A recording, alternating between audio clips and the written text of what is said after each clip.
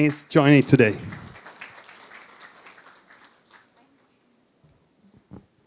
Thank you, Moro. Good afternoon, everyone. I guess that you have a very interesting time with the ballroom already.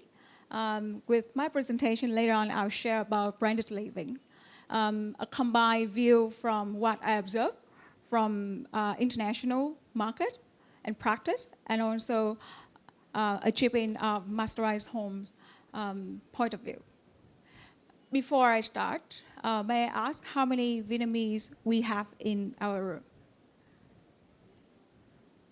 So quite a few, right? Okay, so I'll try to do hybrid language today. Bởi vì hôm nay chúng ta cũng có khá các anh chị là người Việt ở trong khán phòng ngày hôm nay, nên là Đào sẽ cố gắng Đào chia sẻ hơi hybrid một chút, tiếng Anh và tiếng Việt để mà mình có thể theo dõi dễ hơn. Ngày hôm nay thì cũng có một cái điều khá là đặc biệt là ngoài những cái người rất là thường xuyên đến với MTE Expert. MTE Expert là một platform industry event từ 2018 và rất là uy tín, và như hôm nay một số anh chị nếu mà lần đầu tiên đi cái sự kiện này cũng sẽ thấy là rất là hot, mọi người đứng rất nhiều, đúng không ạ? Đấy, thì và hôm nay thì lần đầu tiên là Masterise Homes host Masterclass ở đây, cũng như là lần đầu tiên cũng được welcome các cái partner, các anh chị partner của Masterise Homes cùng tham dự ngày hôm nay. So allow me for the presentation, I'll put the slides in English, but for the sake of majority, I'll speak in Vietnamese. And later on, if any questions, Q&A, I'll do bilingual. But I need to clarify, this is my fault. I'll take it there, because in the other room, we have a translation. But here, we decided to go mainly for the Vietnamese, because obviously the majority of the guests are Vietnamese. So for our foreign guests, just the first part, just open your phone, use AI, before we got a good presentation on ChatGPT, on how it's going to help you to understand. Yeah, and then for a panel discussion that I host my panelists, it will be in English, and I'll do the summary for Vietnamese. Okay? So that's a fair treatment. Okay. Beyond luxury. From iconic homes to transformative lifestyle. So, hôm nay thì mình sẽ nói về cái câu chuyện như là Mauro cũng có giới thiệu lúc đầu, đúng không? Là trước đây thì khi mà chúng ta nói về Branded Residence thì nó được hiểu một cách khác.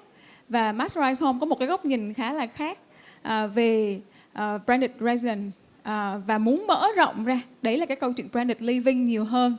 Ở đây thì chắc là mọi người cũng biết là đối với Branded Residence thì chúng ta sẽ có cả resorts, commercial và urban residences, đúng không? Và trước đây tại thị trường Việt Nam thì mình sẽ thấy rất là nhiều những cái sản phẩm và những cái dự án mà nó thuộc về dòng nghỉ dưỡng nhiều hơn. Đấy. Và có thể nói Masterise Home cho đến tận bây giờ là gần như là cái người mà sở hữu cái portfolio lớn nhất về urban residences tại Việt Nam đối với Branded Residence. Và chính từ những cái đấy thì mình cũng mong muốn là mình phát triển nó rộng hơn. Thì Đào sẽ chia sẻ với mọi người là cái hành trình tư duy đấy nó đi như thế nào ha. Cái đầu tiên mình sẽ nhìn về Việt Nam landscape một chút, mình nhìn về các cái bối cảnh ở Việt Nam.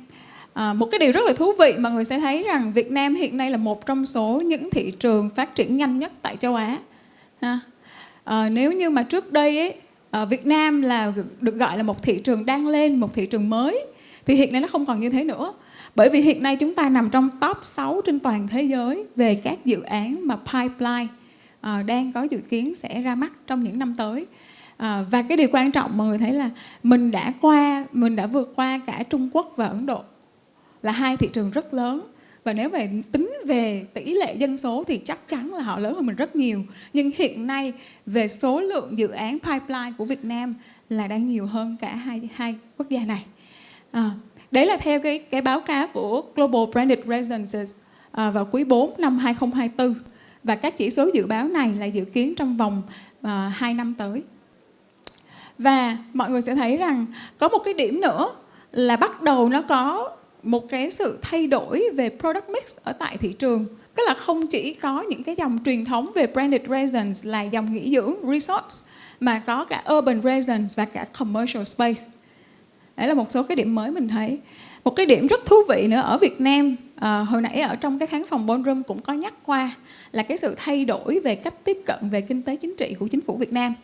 Và một trong số những cái điểm đó là mọi người cũng biết là cái đợt vừa rồi thì nó có những cái nghị quyết mới, đúng không ạ? Và xác định tạo ra một cái định vị giá trị mới cho Việt Nam trên toàn thế giới, là chúng ta hướng đến trở thành trung tâm tài chính của thế giới. Thì cái điều này nó có tác động như thế nào đối với thị trường Việt Nam? Tại vì khi chúng ta nói rằng chúng ta muốn trở thành một trung tâm tài chính ấy, thì trung tâm tài chính có gì là chúng ta thu hút dòng tiền và đầu tư về Việt Nam. Thì trước khi chúng ta nói đến cái việc là chúng ta có thể trở thành một nơi đáng cho các quốc gia phát triển khác đến để đầu tư, thì chúng ta phải làm được hai việc trước. Thứ nhất là đáng để sống, và thứ hai là đáng để làm việc. Thì lúc đó chúng ta mới có thể thu hút được cái dòng tiền họ đầu tư vào, cũng như tất cả những người chuyên gia và những cái tầng lớp cao ở các quốc gia khác khi họ đến với Việt Nam họ đầu tư, thì họ có một cái môi trường đáng sống và đáng làm việc hay không. Đó là cái điểm đầu tiên khá là thú vị. Cái điểm thứ hai nữa, mọi người sẽ thấy rằng khi cái định hướng là one hub two destination, có là một trung tâm hai điểm đến ấy, thì mọi người sẽ có một cái nữa mọi người thấy là khi mà đưa ra cái tầm nhìn đó thì chính phủ Việt Nam sẽ phải tập trung vào một số cái trụ cột giá trị rất là rõ ràng. Cái thứ nhất là về legal framework ha, là với một cái khung pháp lý nó phải rất là vững vàng. Đó là cái hạ tầng, cái cơ sở hạ tầng đầu tiên chúng ta phải có. Cái điểm thứ hai nó chính là một cái hạ tầng phần cứng ấy. Hạ tầng nó cao cấp hiện đại, nó thực sự nó tạo ra được một cái hạ tầng mà nó tương xứng với các trung tâm tài chính khác trên thế giới, như là Hồng Kông, như là Dubai, như là Singapore. Đấy. Và một cái nữa là nguồn nhân lực talent ha. Những cái nhân tài, thì nhân tài ở đây nó không chỉ bao gồm cả là nhân tài là những cái người tại Việt Nam là chúng ta, và còn bao gồm cả nhân tài là các nơi trên thế giới họ đến. Đó là lý do tại sao lúc đầu đã nói cái điểm 1 nó phải là một nơi đáng sống ha. Và cái cuối cùng là Capital Attraction Policies, là những cái chính sách để thu hút nguồn vốn. Thì cái điều này nó đã thể hiện rất rõ qua hàng loạt những cái điều chỉnh chính sách và những cái chính sách mới của chính phủ trong thời gian vừa rồi. Thì mọi người sẽ thấy rằng Việt Nam đang rất sẵn sàng cho cái cuộc chơi mới này. Và cái điều này nó cũng sẽ ảnh hưởng rất lớn đến ngành bất động sản của chúng ta. Ở đây không biết có anh chị nào biết là trong cái tỷ lệ mà đầu tư FDI á, trong 6 tháng đầu năm tại Việt Nam, ngành nào đứng thứ hai? Ngành đứng thứ nhất thì chắc dễ biết đúng không ạ? Sản xuất, nông nghiệp, các ngành sản xuất và các ngành phụ trợ. Ngành đứng thứ hai ngành nào mà mọi người biết không? Bất động sản. Bất động sản bao gồm cả bất động sản nhà ở, bất động sản logistics, bất động sản công nghiệp vân vân, và cả hạ tầng. Và một cái điểm cuối cùng nữa mà chúng ta lưu ý về thị trường Việt Nam là cái sự gia tăng một cách nhanh chóng của cái tầng lớp trung lưu và thượng lưu, là những tầng lớp sở hữu tài sản. Các chỉ số đây thì một số các anh chị có đọc thì chắc là cũng biết rồi, là cho đến 2028 là dự báo là Việt Nam, cái tầng lớp mà gọi là ultra high net worth đó, đó là tài sản trên 200 đến 300 tỷ là sẽ tăng 30%. Và mình đang là thị trường có chỉ số tăng trưởng của giới ultra high net worth nhanh nhất tại châu Á Thái Bình Dương. Thì mọi người nhìn trên cái này mọi người sẽ thấy cái gì? Việt Nam về pipeline các dự án sắp tới cho Branded Residences là đứng thứ 6 trên thế giới. Việt Nam sẵn sàng về cơ sở hạ tầng bao gồm cả hạ tầng cứng và hạ tầng mềm. Và Việt Nam sẵn sàng về cả nguồn cầu. Bởi vì có một cái điều ấy là đối với tất cả các thị trường, rất nhiều các thị trường châu Á mà đã phát triển rất là lâu về bất động Branded Residence, thì họ 70% khách hàng của họ là khách hàng nước ngoài. Chúng ta lại là hầu hết là khách hàng nội địa. Thì đối với cái cuộc chơi mới và tình huống mới này thì Việt Nam sẽ có những cái cơ sở để mà cân bằng lại và thu hút nhiều hơn nhà đầu tư nước ngoài. Rồi, vậy thì trong cái bối cảnh đó chúng ta sẽ thấy rằng những cái giá trị nào của quốc tế mà nó sẽ trở thành, nó giúp cho trong cái lĩnh vực Branded Residence tại Việt Nam, nó giúp cho chúng ta có thể đảm bảo được cái tính chân thực của giá trị và cũng như là mang đến giá trị cho thị trường và cho khách hàng. Cái điều đầu tiên mình sẽ thấy rằng ấy, hiện nay Việt Nam thu hút được rất nhiều những cái thương hiệu lớn đến đầu tư tại Việt Nam. Đối với Branded Residence, nó không chỉ có Marriott International là một người bạn chiến lược của Masterise Homes, mà còn có Four Seasons, Armani, Baccarat, Armani, Elisab và Trump. Đúng không ạ? Có nghĩa là hiện nay ở Việt Nam ngoài hotelier brand, chúng ta cũng đã có non-hotelier brand đầu tư vào Branded Residence tại Việt Nam rồi. Và tại sao? Những cái giá trị gì? Sẽ từ những gọi là global standards, những cái chuẩn của quốc tế, nó sẽ giúp cho chúng ta giữ vững được cái giá trị tại thị trường Việt Nam. Cái đầu tiên là pháp lý và cái lợi thế về vị trí. Thì mọi người cũng biết trong ngành bất động sản thì là location, đúng không? Nhưng mà riêng đối với bất động sản hàng hiệu thì cái đòi hỏi về tính pháp lý, minh bạch, rõ ràng nó càng cao hơn. Và cái thứ hai nữa, nó giống như mọi người đi mua đồ hiệu vậy đó, đúng không ạ? Phải có nguồn gốc. Cái thứ hai nữa là vị trí. Mọi người sẽ thấy rằng tất cả những cái vị trí của các sản phẩm Branded Residence đều là những vị trí nó không thể gọi là đắc địa nữa màu hết. Nó phải có một cái đặc thù rất là độc tôn, rất là độc nhất thì nó mới tạo nên cái giá trị của cái sản phẩm đấy. Đó là chính là lý do tại sao mà mọi người sẽ thấy rằng đối với Branded Residences, nếu mà mọi người có tìm hiểu, mọi người sẽ thấy rằng dòng resort thì cái premium charge nó sẽ thấp hơn là dòng urban residences. Bởi vì sao? Khi mà urban residences mọi người sẽ phải lấy những cái vị trí ví dụ như là lõi trung tâm CBD. Mọi người sẽ phải lấy những cái vị trí mà nó có một cái dấu tích rất là đặc biệt để nó tăng giá trị cho cái sản phẩm. Cái thứ hai nữa là ở đây mình gọi là enduring brand value và premium race. Thì hồi nãy là cũng có nói là tất cả những cái bạn mà đối tác nước ngoài khi họ đến với Việt Nam ấy, thì họ chỉ làm việc với những nhà phát triển mà có cái bản thân cái brand của những nhà phát triển đó phải là những cái brand mà nó đủ cao cấp và nó đủ cái sự tin tưởng.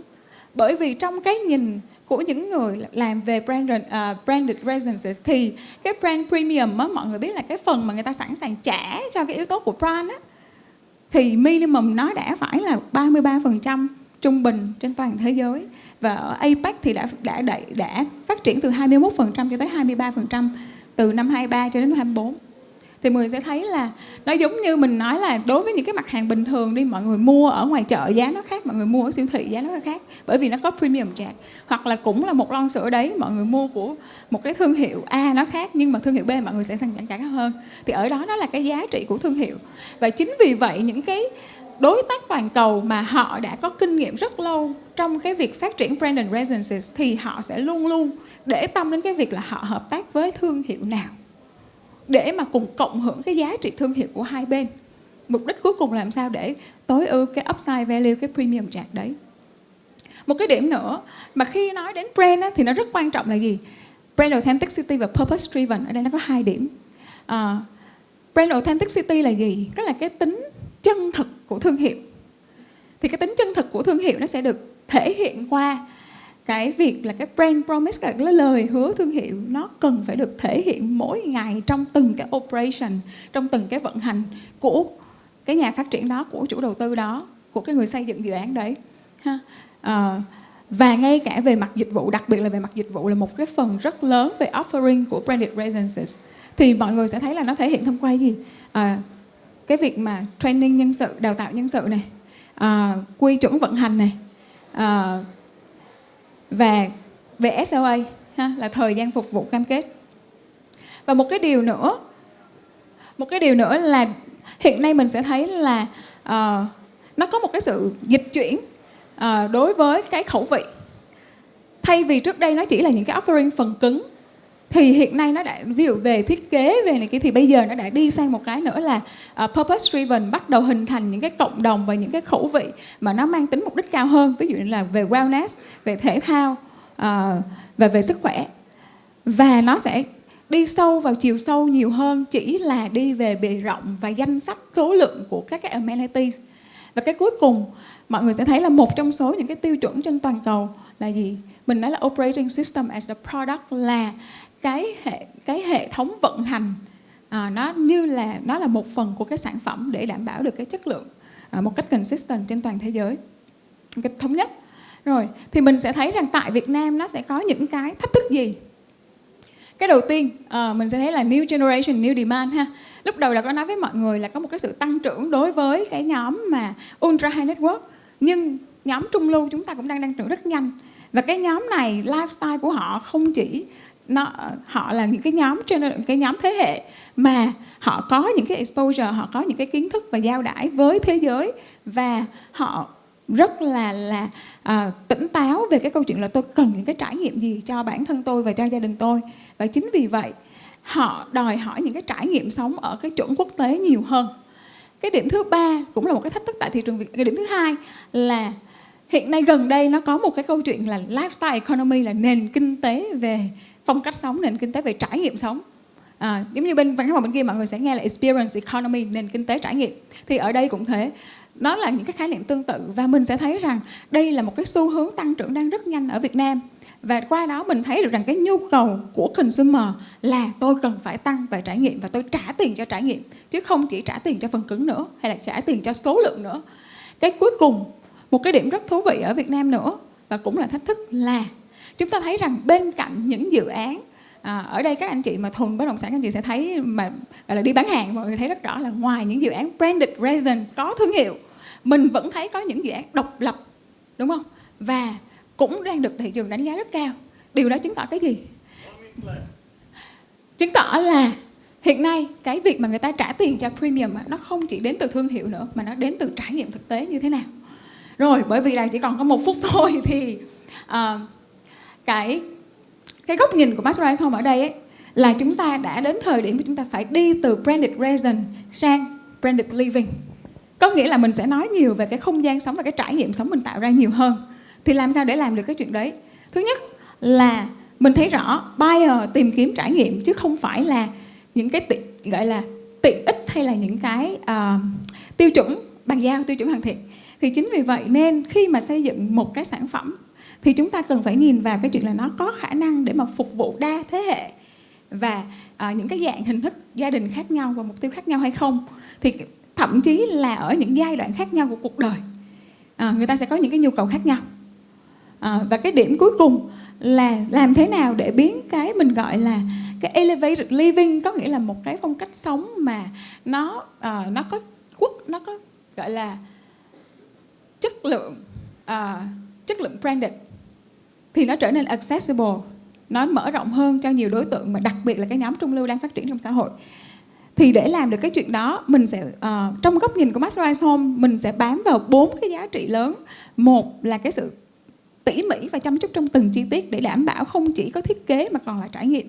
Cái điểm thứ hai chính là mình làm sao để mà mình đảm bảo cái power combination là vị trí, thiết kế và vận hành, để tạo ra một cái sản phẩm mà có giá trị trường tồn và tăng trưởng theo thời gian.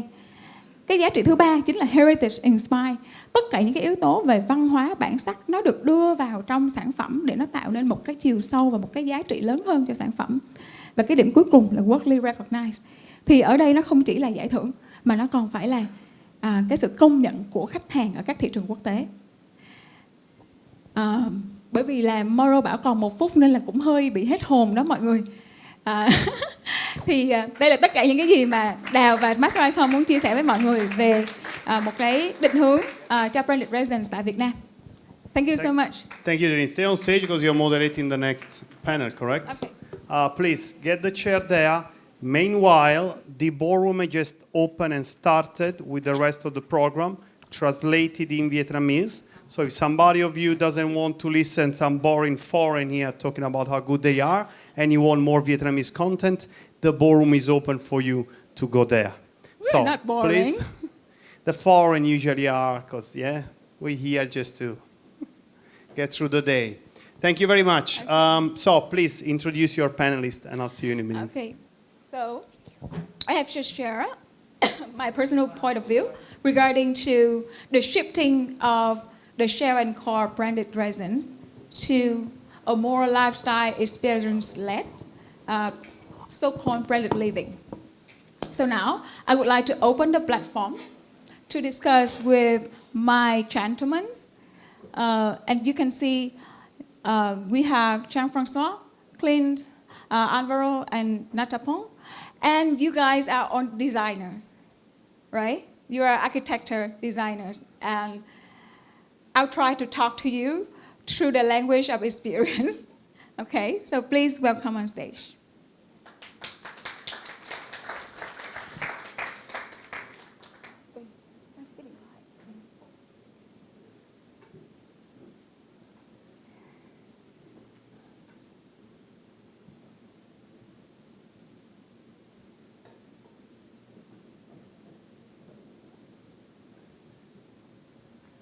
Okay.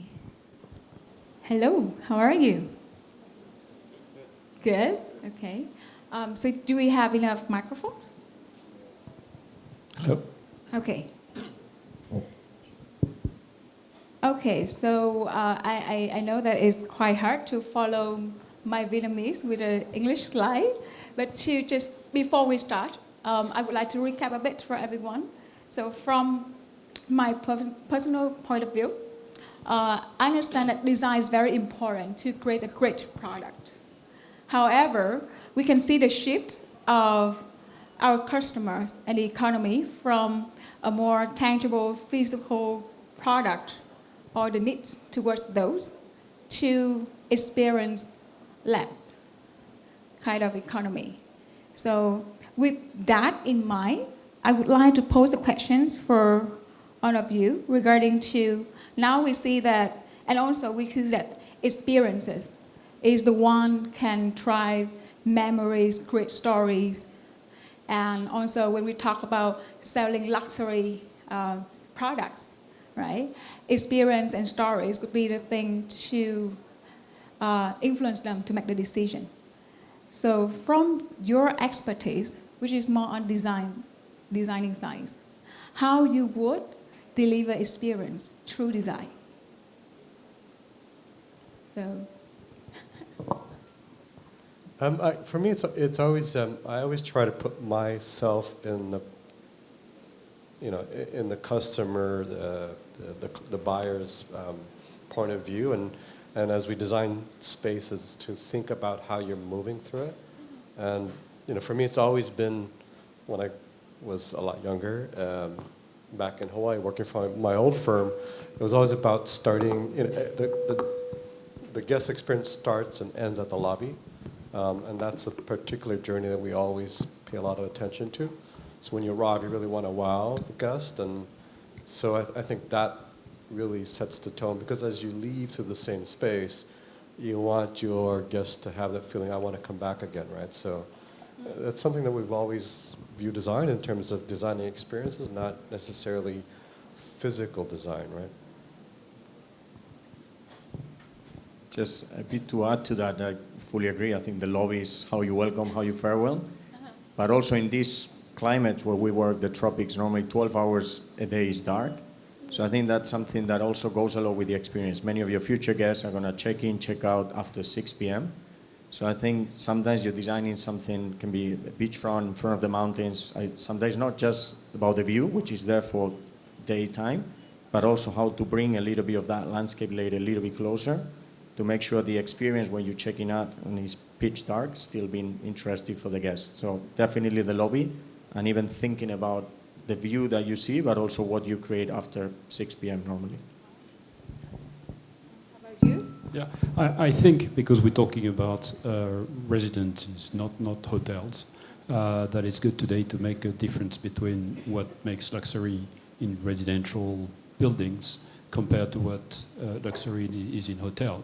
I think, yes, in hotel, maybe you can say that the finishes are the part of the experience, they're part of the luxury. I think that in the residential spaces, it's more about the experience.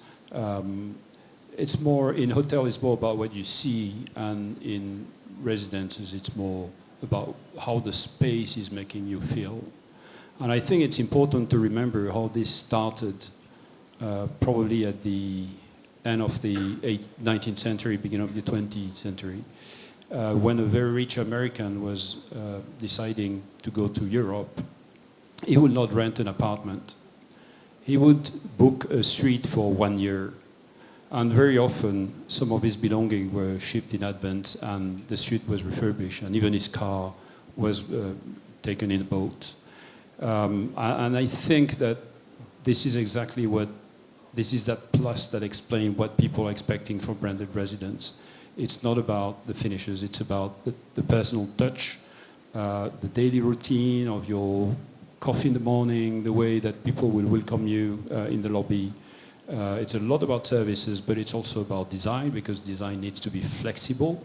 It needs to evolve with the family needs. Okay, Thank you. So I'm not a designer, I'm a hotel operator, so I'll give the hotel operator point of view. At Minor Hotels, Anantara is our flagship luxury brand, and we have numerous branded residence projects with Anantara. Anantara is rooted in luxury experiences. What does this mean for branded residences or residences? This means daily repeated rituals. For example, in Chiang Mai, we might have riverboat rituals. In Sri Lanka, we have tea journey ceremonies. In Abu Dhabi, we have dining in the desert. So what does this mean for residences? This means daily repeated rituals. Meaning, how do we incorporate that into everyday life? So we might look at oversized spa bathrooms, oversized kitchens for chefs to come in to cook, to host for your friends and family, privacy. These are the things that we would look for translating our brand into residences. Thank you. So it is, may I summarize a bit from your sharing? So my observation is that the design can become an experience when you do the design, you really care for the later part of the experience of the customer or whoever will benefit those, right? So the so-called design thinking approach, right? And we care for every single touch point that may happen with them. It's not only the lobby, but also, like you say, the view, how it would look like in the morning or at night. And from two of you, I think one thing I get out is that the design for service. So we want to create service, and there's a difference between services in hotel and services for a residential area. And in order to do that, the design from the beginning needs to create space and flexibility and empowerment to make sure that the experience can happen properly, right?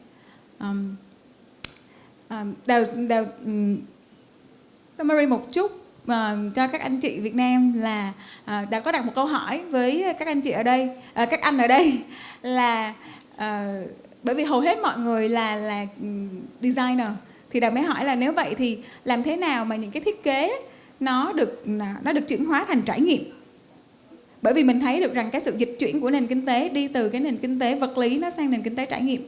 Thì ở đây có hai cái điểm các anh chia sẻ rất là thú vị. Là cái đầu tiên là một cái người mà họ thiết kế ra những cái dự án hay những cái sản phẩm ấy, họ phải nghĩ đến là những cái điểm chạm mà khách hàng hay là cái người ở trong những cái không gian đó sẽ có nó là cái gì, và họ phải thiết kế từ cái góc nhìn đấy. Đó. Thì cái đó nó có một cái thuật ngữ nó gọi là design thinking ấy. Đó. Thì cái đó phải có một cái sự thấu cảm với khách hàng, và sau đó mình mới làm được cái chuyện đấy. Cái điểm thứ hai nữa các anh chia sẻ là để mà, bởi vì đặc thù những cái thiết kế về trải nghiệm hay là những cái hoạt động cho dù là ở khách sạn hay là ở nhà ở, thì nó cũng sẽ cần cái không gian nhất định để mà cho cái việc đó nó có thể xảy ra được. Chính vì vậy nên cái người thiết kế từ đầu họ sẽ phải tính toán rằng nó sẽ có những cái trải nghiệm nào được thiết kế, thì cái không gian thiết kế nó phải được diễn ra và nó phải được đưa vào từ đầu thì mới đảm bảo được cái trải nghiệm ở phía sau. So now we continue. You share something that I picked up, that the second part is the design for service. And like you also mentioned, is residential and hotels are different, right? And so what you see would go well from hotel to residence project. Because I believe that we cannot take everything from hotels and adapt to residences, right? So which one? If you can pick one or two. Well, I think again it's about the journey, certain things that they share. You still need to arrive at one point. You might need smaller lobby, but still where you welcome, if there's a hotel or your house, you still have the corridors. I think probably F&B are the areas that obviously are less on a branded resident in a hotel. Perhaps wellness, even though some of them actually they emphasize on that. But I think it's a lot of elements that they share. They differ on the program, but I would approach the design in the same way. And with the fact maybe when you go into a place day after day because you're home, maybe you don't need to focus so much about certain things that you want to impress in a hotel, and it's maybe more about making it homey. So maybe the experience is a bit different. One is more about something that you don't see every day. The other one is about making feel comfortable, family, whatever the brand is orientated for. But I think it's a lot of elements that they share. And as a design, you would approach it in the same way. You want your guests still to feel like they treat it special and they can collect memories even if it's a day-to-day basis. How about you? Just to give an example, so we've been working on the W Ras Al Khaimah in Abu Dhabi. It's a hotel and branded resi. To be honest, the residential side, the public areas, it's tiny because the developer can't sell the public area. So therefore, it's really undersized.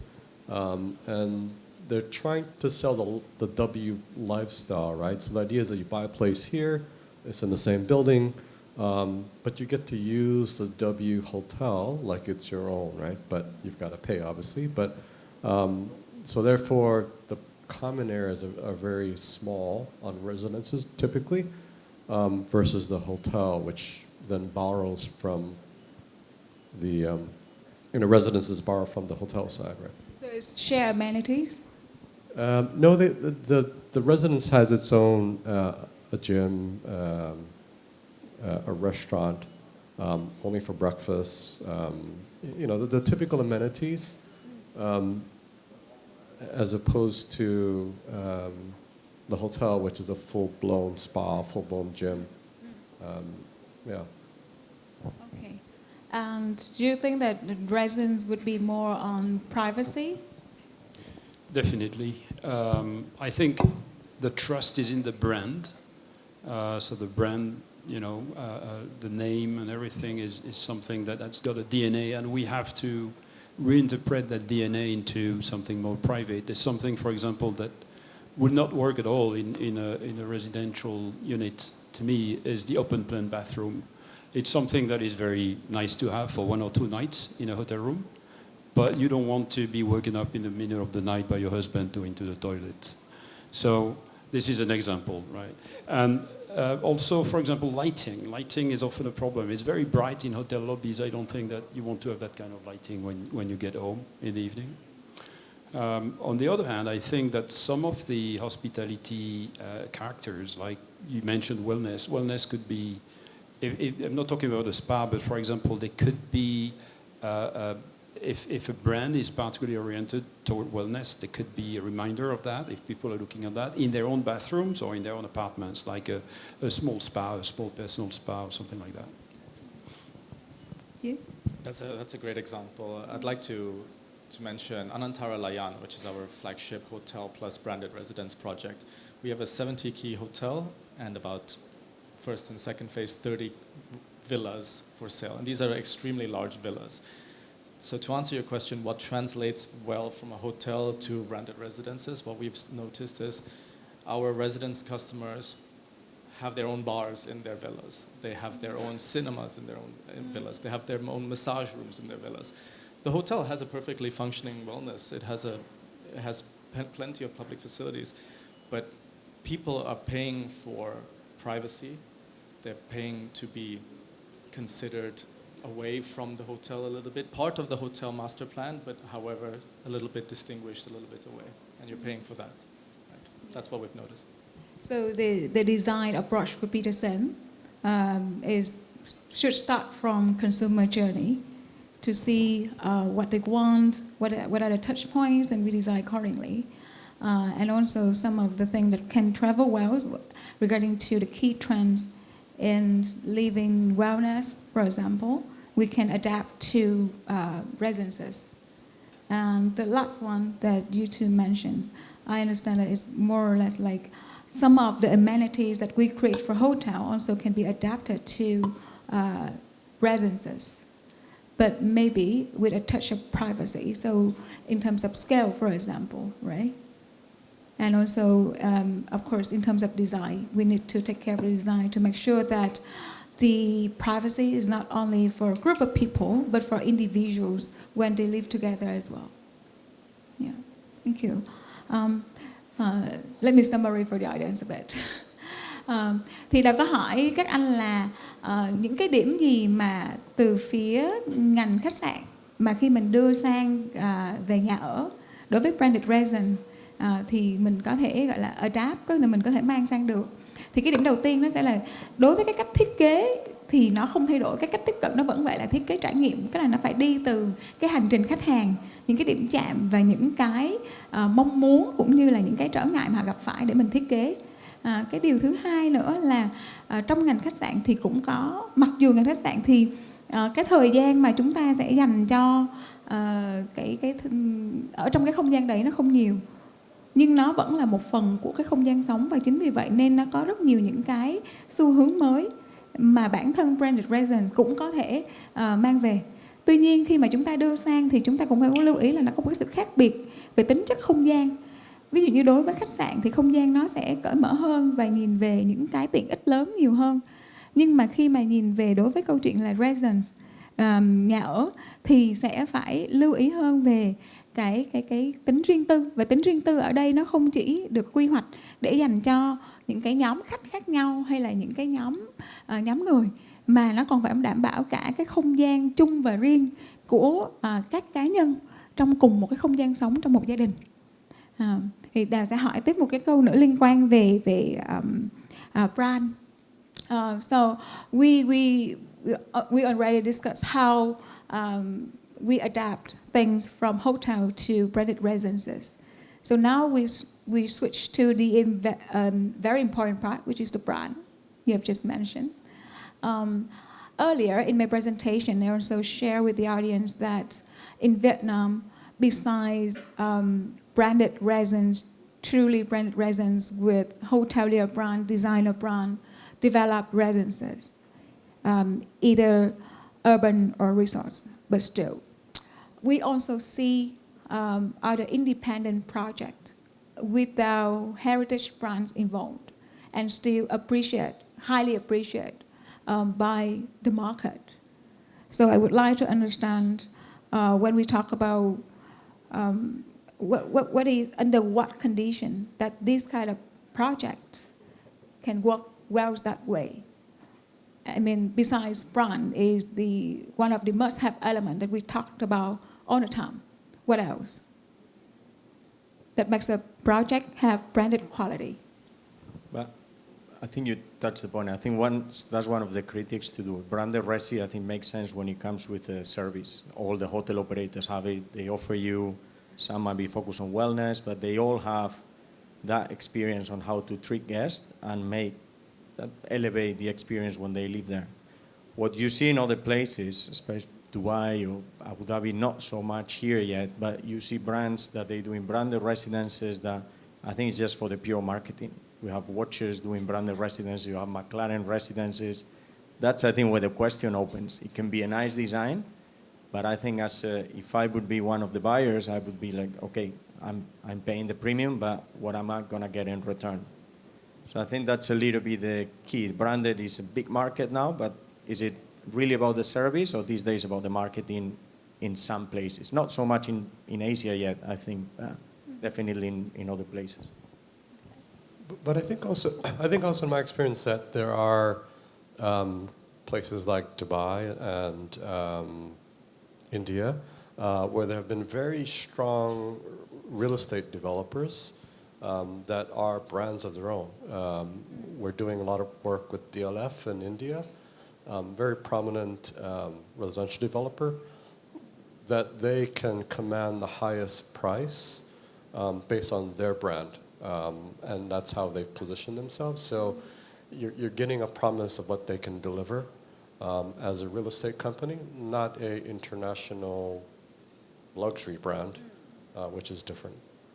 So the brand element is still there, just a different dimension. Before, the branded residence would be more on the international brand, right? And now you still see the value of the brand, but it happens from maybe independent or local as long as they can prove their brand. Yeah, I think brand doesn't have to relate to international or I think it's more about delivering a promise. And this particular developer always delivers on promise of quality and service, particularly in their clubs. Their clubs are very well known, so residents, and it has prestige. So buyers will buy a unit in a development because they know that that club has very high prestige. Okay, got it.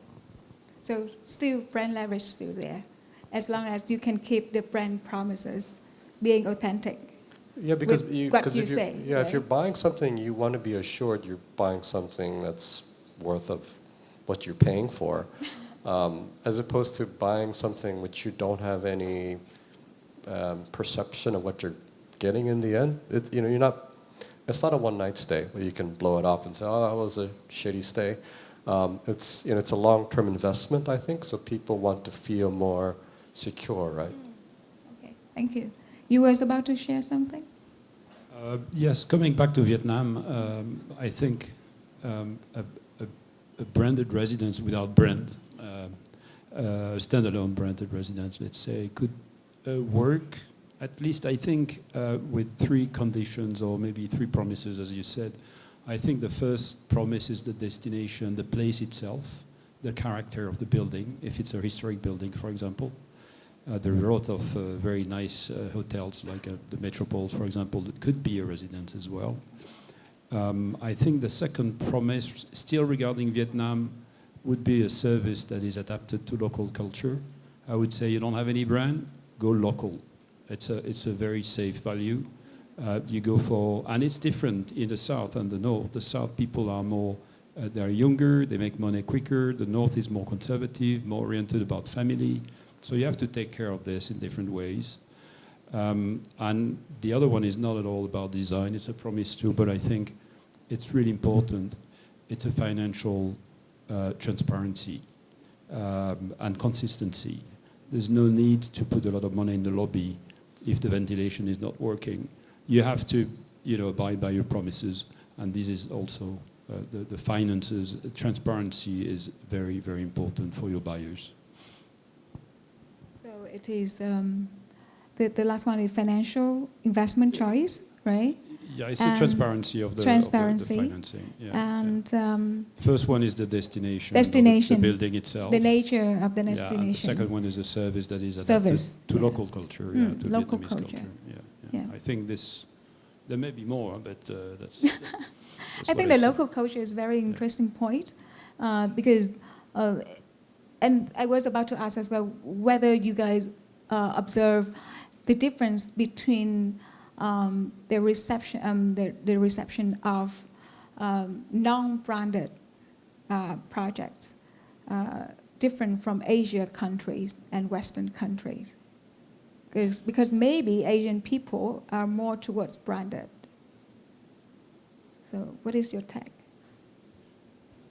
I'll take that one. So I wouldn't say it's an Asia thing or not an Asia thing. We do know traditional, let's say, hotel brands or branded residences, the absorption rate is accelerated because of the trust factor, the name factor.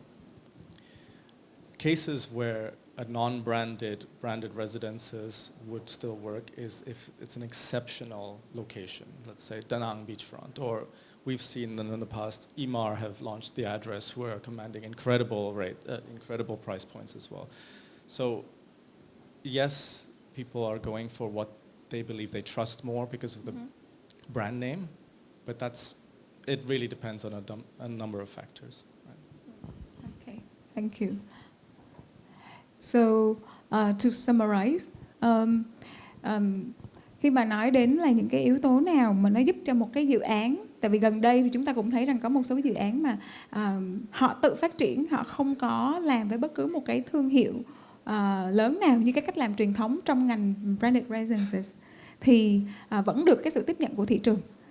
Thì những cái yếu tố mà nó quyết định cái case đó như thế nào, thì ở đây có một vài cái. Cái thứ nhất là về cái yếu tố mà brand leverage, có nghĩa là cái giá trị của thương hiệu nó vẫn có ở đó. Tuy nhiên nó không chỉ, cái giá trị thương hiệu nó không chỉ nằm ở các cái thương hiệu mà đã lâu năm lâu đời và là thương hiệu quốc tế, mà bản thân các thương hiệu ở tại nội địa vẫn có cái năng lực để mà phát triển những cái điều như thế, và để làm được cái chuyện mà phát triển cái thương hiệu đấy thì nó Đào thấy là khi mà các anh chia sẻ nó sẽ có một vài cái điểm. Là thứ nhất là cái dịch vụ, cái khả năng mà cái thương hiệu một cách nhất quán mang đến cái trải nghiệm về sản phẩm và dịch vụ của mình, để mà đảm bảo thì lúc đấy cái thương hiệu của mình nó mới trở thành một cái sự bảo chứng cho cái chất lượng của sản phẩm cũng như chất lượng dịch vụ. Một cái điểm nữa khi mà nãy giờ thảo luận thì nó khá là thú vị là cái việc là trở nên localize, tức là be relevant with local, là làm sao để mà và đó cũng là một trong số những cái thế mạnh Đào nghĩ đối với các cái thương hiệu tại Việt Nam. Và nó cũng là cái đặc thù về kinh tế, về vùng miền và văn hóa của chúng ta nữa. Ví dụ một dự án tại miền Nam nó sẽ đòi hỏi những cái trải nghiệm khác, tại miền Bắc đòi hỏi những cái trải nghiệm khác. Và một cái điểm thật ra là được nói đầu tiên, nhưng mà Đào dùng nó để cái luận cuối cùng mọi người sẽ thấy là một cái điểm nó rất đặc thù trong ngành bất động sản của mình, là về cái vị trí của dự án, cái đặc tính của dự án. Và đối với các dự án Branded Residence mà nếu không đi với các thương hiệu quốc tế thì cái đòi hỏi về cái vị trí và những cái đặc điểm của cái vị trí đấy nó càng cao hơn.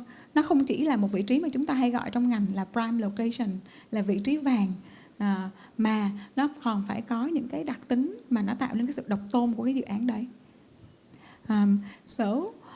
With the last questions, I want to ask each of you, give me minimum 1 keyword, maximum 3 keywords, the non-negotiable factors to develop branded residences in Vietnam from your observation.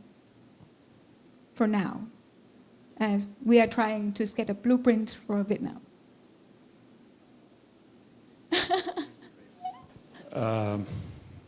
I think there's one keyword that has never been talked about today. It's the space. Space. Luxury, to me, is most of all about space. And I think space is a prerequisite to luxury. And if there is only one word, the service, quality of this and that, I think that space is, we're not there yet in Vietnam when you compare to other projects in Thailand, for example. And this is mainly due to the price of square meters in Vietnam. It makes things impossible. I was looking at some drawings from a developer recently. He was very proud of his luxurious apartments, but actually TV screens were 3.5 meters from the sofa. And I told him, this is not luxury. This is just expensive. And he said, yeah, it's expensive. So we're not there yet. And I would say main factor, space. And it will, I'm confident it will improve in Vietnam. You remind me of a sentence that people say, richness is not for buying things, but for buying space and time. Yes, and there's an architect that said that the art of architecture is to create unnecessary space. I would say location. I Location? think that's key, especially if the higher the brand, you have to have the best location. Okay. Space, location, and you? I think for me will be community. I think, Community. yeah. If you design something that creates a community and you have that sense of belonging, that's a success because you're going to be living there 365 days a year. So yeah, the nice and all that, but also something that is down to earth. You can go on Sunday, watch football, kids playing around. I think creating that community could be a success for branded residences. It's true. It's true. And even in Vietnam, we witness cases that the value and the price of the area increase because of the community who live there. Yeah. And for you, save the best for the last. A little bit of all three of us, all four of us actually. I think scale. Scale. Scale. Luxury is not 600 rooms, right? It's 30 units, oversized units. That's pure luxury for us, at least. Yes. So we have space, location, community, and scale. Okay. So thank you, gentlemen, for your sharing. And I think that myself and the audience learned a lot from your sharing. Thank you.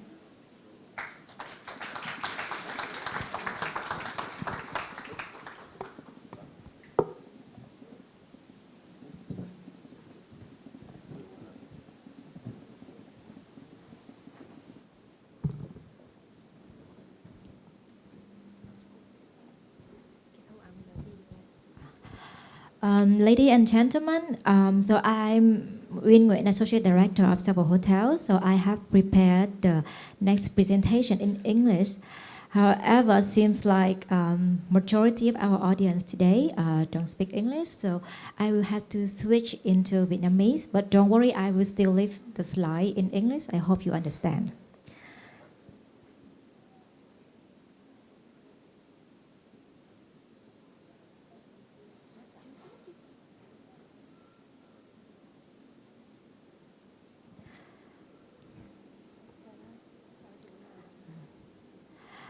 Xin chào các anh chị, tôi là Uyên Nguyễn, là Phó Giám đốc Bộ phận Tư vấn Khách sạn của Savvy Hotel. Thì lúc nãy các anh chị cũng đã nghe được là chị Thúy Anh Đào chia sẻ về Branded Residence với góc nhìn của một cái chủ đầu tư. Thì tiếp theo đây thì tôi cũng sẽ chia sẻ về sản phẩm Branded Residence này, tuy nhiên là dưới góc nhìn của đơn vị tư vấn. Tôi sẽ về sản phẩm này với góc nhìn của nhà tư vấn cũng như là cái đơn vị phát triển ạ. Vậy thì câu hỏi đầu tiên đặt ra là Branded Residence là gì? Thì chắc là mình sẽ bỏ qua câu này vì chắc là chị Thi cũng đã chia sẻ với các anh chị rồi. Thì Branded Residence là một cái sản phẩm rất là phổ biến trong thời gian vừa qua. Nếu mà chúng ta nhìn vào cái top 10 của quốc gia, 10 thị trường phát triển mạnh nhất về Branded Residence á, thì có thể thấy đó là Mỹ và khu vực Trung Đông là những khu vực phát triển mạnh nhất. Tuy nhiên là ở châu Á chúng ta cũng có được 3 quốc gia lọt vào trong cái top 10 thị trường này. Và điều rất là ngạc nhiên đó là Việt Nam thì chúng ta đứng ở vị trí thứ 4 trên thế giới và đứng ở vị trí thứ nhất ở trong khu vực châu Á.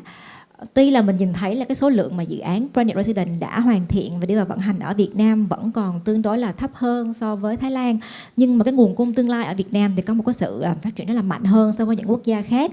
Thì điều này cũng khá là dễ hiểu, tại vì thật ra Branded Residence không phải là một sản phẩm mới mà nó đã phát triển ở Việt Nam từ rất là lâu rồi, và đặc biệt là ở thị trường ven biển, ví dụ như là Four Seasons Đà Nam Hải nè, Hyatt Regency hoặc là Mela Hồ Tràm.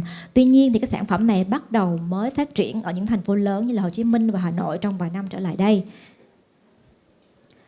Vậy thì tại sao cái sản phẩm này nó lại phát triển rất là nhanh chóng trong thời gian vừa qua như vậy?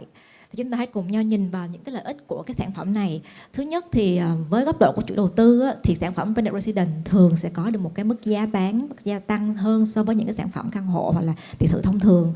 Và đặc biệt là chủ đầu tư khi mà kết hợp với lại những cái thương hiệu quốc tế thì sẽ nhận được sự hỗ trợ từ những thương hiệu về trong quá trình là tư vấn và thiết kế này, về tiêu chuẩn kỹ thuật để đảm bảo cái sản phẩm này đạt được cái chất lượng quốc tế. Còn về đứng dưới góc nhìn của cái thương hiệu, khi mà họ cho chủ đầu tư sử dụng thương hiệu cho cái việc bán hàng thì cái lợi ích lớn nhất đầu tiên của thương hiệu đó là họ sẽ nhận được cái phí thương hiệu từ cái việc bán căn hộ này. Ngoài ra thì các cái thương hiệu này cũng sẽ được mở rộng hơn, tăng được cái độ nhận diện ở những cái thị trường mới. Tuy nhiên thì với các cái đơn vị này, thương hiệu thì cái điều quan trọng nhất của họ không phải là phí là về những yếu tố khác, mà là làm sao để bảo vệ được cái thương hiệu, cái uy tín của cái thương hiệu mình trên toàn cầu. Do đó thì không phải dự án nào mà mình có sản phẩm bán là mình cũng làm Branded Residence được. Và điều quan trọng là dự án nó phải đúng vị trí nè, đúng chỗ đối tượng chủ đầu tư, đúng thời điểm và rất là nhiều yếu tố khác mới có thể phát triển được một sản phẩm Branded Residence. Và dưới góc độ của người mua đi, khi mà chúng ta mua một sản phẩm Branded Residence thì chúng ta sẽ có được một cái sản phẩm tất nhiên là đạt chất lượng tốt, không chỉ về thiết kế nè, về hoàn thiện mà còn cả về chất lượng dịch vụ quản lý, và đặc biệt đó chính là cái cộng đồng mà của những người mua này được sống cùng, và cũng như là cái tiềm năng tạo ra được cái giá trị cho thuê nếu như cái dự án nó được hoạch định một cách rất là bài bản. Vậy thì có tất cả là bao nhiêu loại Branded Residence? Thì ở đây chúng tôi đã có tóm tắt lại thành 4 nhóm chính. Cái nhóm đầu tiên là một cái khu phức hợp. Ví dụ như trên màn hình chúng ta có dự án Dusit Central Park, là một cái dự án rất là trung tâm ở thủ đô Bangkok. Thì đây là một dự án phức hợp bao gồm có là cái khối đế bán lẻ nè, có một cái tháp khách sạn, khối Branded Residence ở giữa và cũng như là một cái tháp văn phòng. Thì đây giống như là một cái tổ hợp bao gồm có work, live and play, tất cả trong cùng một cái tổ hợp. Hoặc là mô hình thứ hai như là mô hình mà khách sạn và căn hộ nó cùng trong một tòa nhà, như là dự án Nobu Hotel Residence ngoài Đà Nẵng. Thì cái dự án mô hình này chủ đầu tư khi mà phát triển thì cần phải lưu ý rằng đó là mình cần phải biết được cái đối tượng người mua của mình là ai, tức là khách mua dùng để kinh doanh, để đầu tư, hay là khách dùng để ở. Tại vì những yếu tố này nó sẽ quyết định tới việc hoạch định về tiện ích, ví dụ như là số lượng hồ bơi, số lượng thang máy, số lượng phòng gym, lối ra lối vào. Cái mô hình thứ ba là mô hình standalone branded residence, hay còn gọi là urban branded residence á. Thì đây là cái mô hình mà nhìn nó đơn giản nhưng sự nó rất là phức tạp trong các việc hoạch định. Tại vì khi mà cái branded residence có khách sạn đi cùng thì bên khách sạn có thể cung cấp những cái dịch vụ tiện ích là nhân sự để phục vụ cho cư dân của branded residence. Tuy nhiên mà khi phát triển một mình á, thì chủ đầu tư cũng như là đơn vị vận hành cần phải tính toán trước coi là mình sẽ cung cấp những tiện ích và dịch vụ gì. Tại vì tất cả những yếu tố này nó sẽ ảnh hưởng vào trong cái chi phí vận hành của tòa nhà và nó sẽ được đưa ngược lại vào trong cái phần phí quản lý hàng tháng dành cho người mua. Cho nên đây là một mô hình thực sự là không dễ phát triển.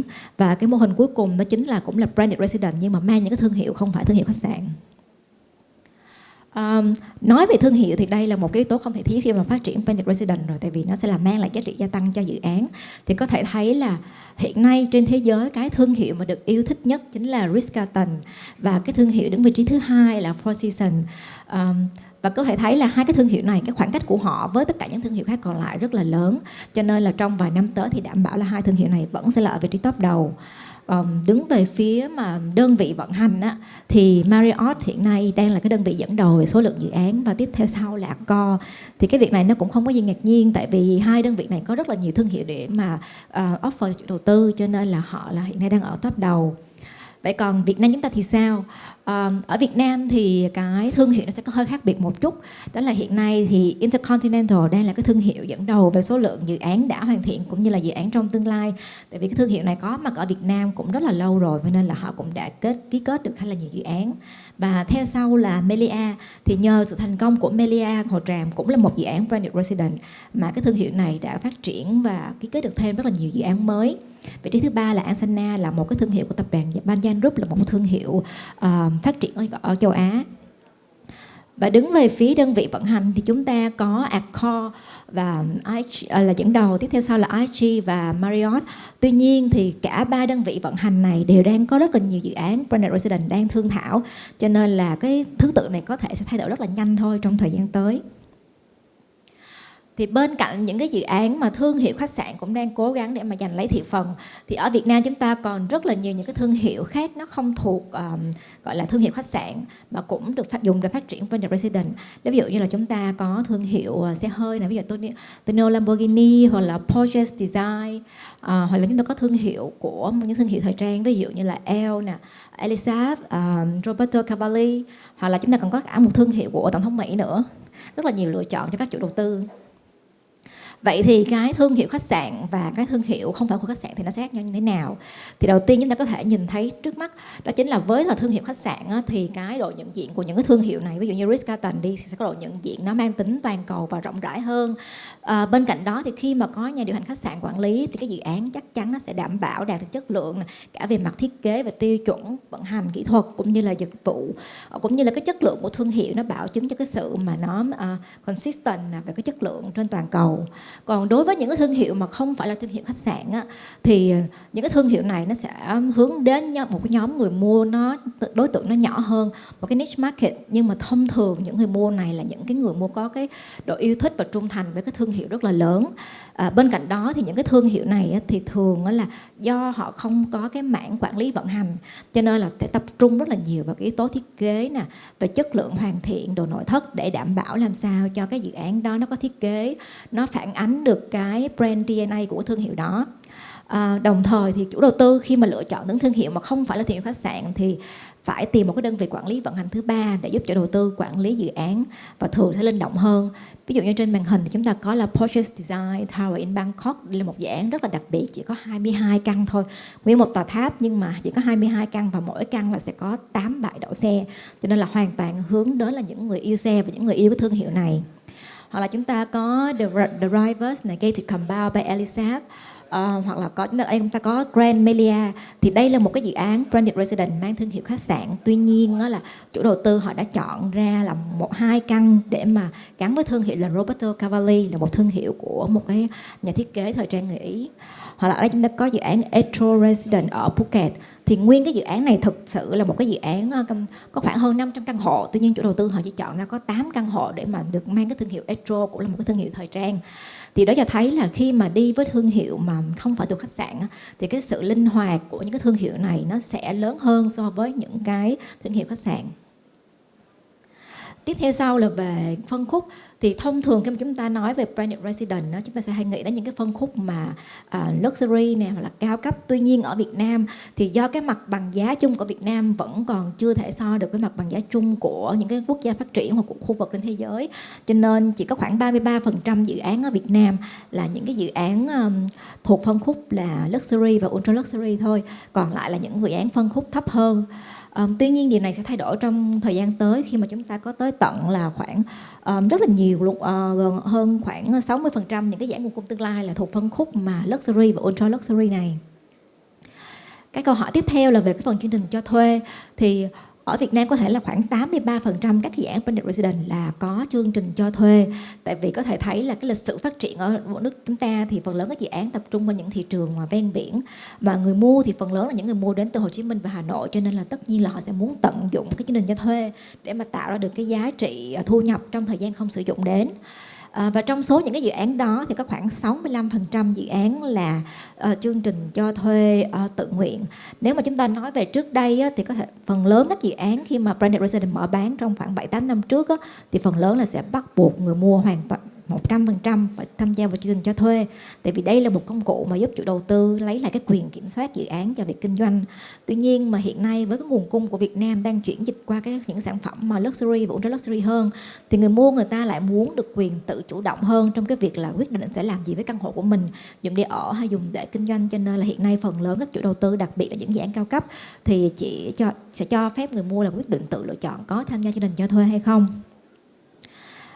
Và câu hỏi cuối cùng đó chính là liệu Branded Residence có thực sự tạo ra được một cái mức giá bán mà nó tốt hơn so với những sản phẩm căn hộ hoặc là biệt thự thông thường hay không.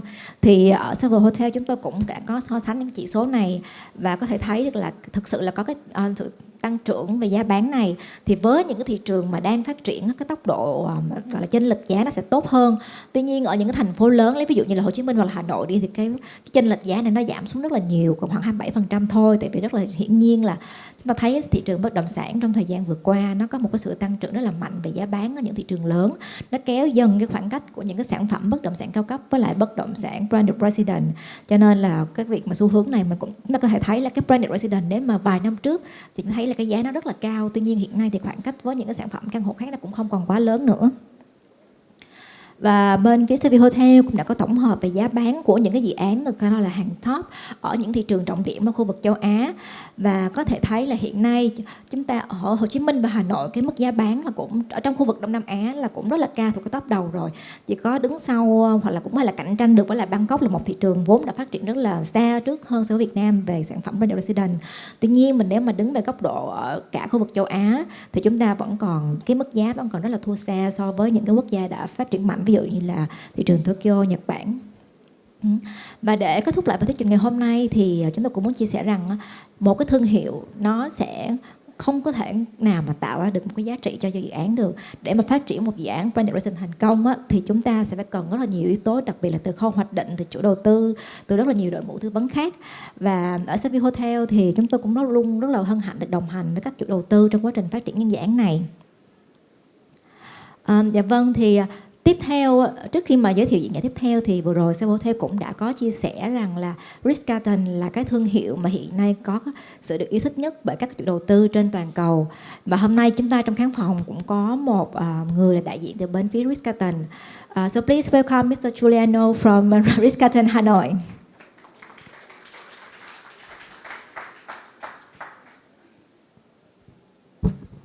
Good afternoon. We're gonna try to see if we can start. We're gonna start with a nice video.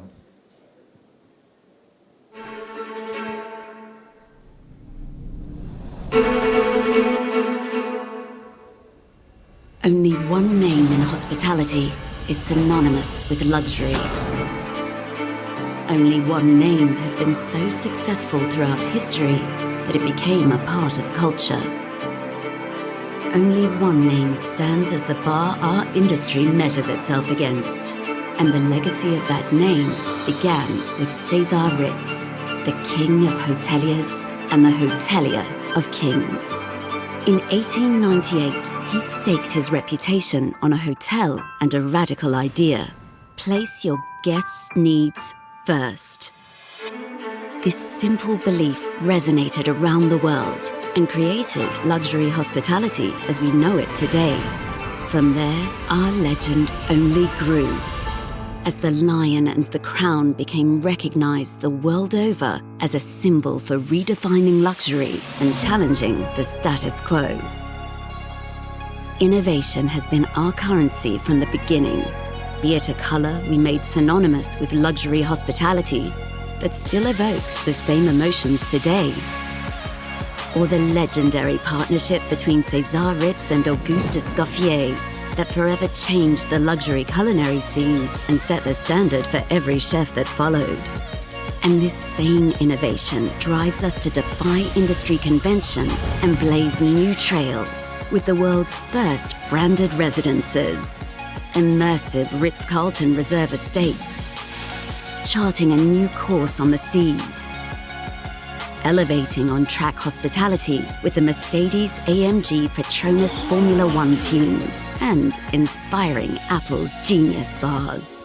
Our passion for putting guests first hasn't gone unnoticed. With over 30 Michelin stars, along with countless other accolades, we have earned a reputation as simply the best. We've impacted culture like no other hospitality brand in history because we have something no other brand has ever had. Our ladies and gentlemen, we represent the top 1% of luxury hospitality professionals in the world, beloved by guests, revered by the world. We are the pinnacle of genuine care and comfort in hospitality, always imitated, but never equaled.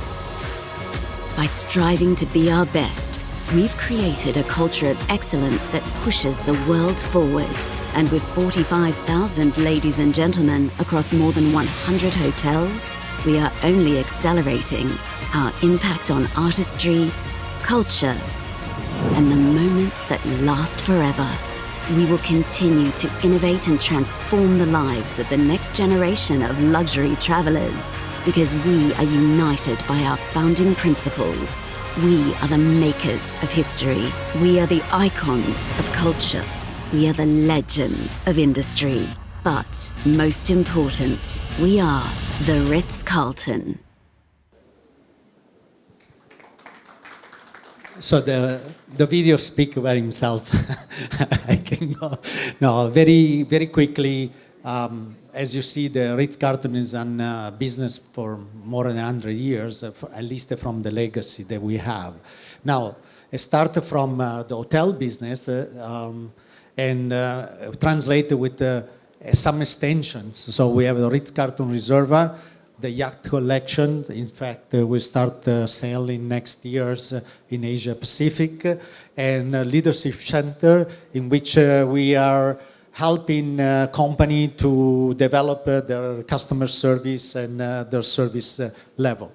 And last but not least is the residence. We are the largest provider of residence worldwide, currently around 60 property and more also in the pipelines. How you build and how you become one of the leading in luxury in residence, you build it through the vision, the mission, and the promise, the brand promise. This is, you have to follow this one in order to achieve these goals.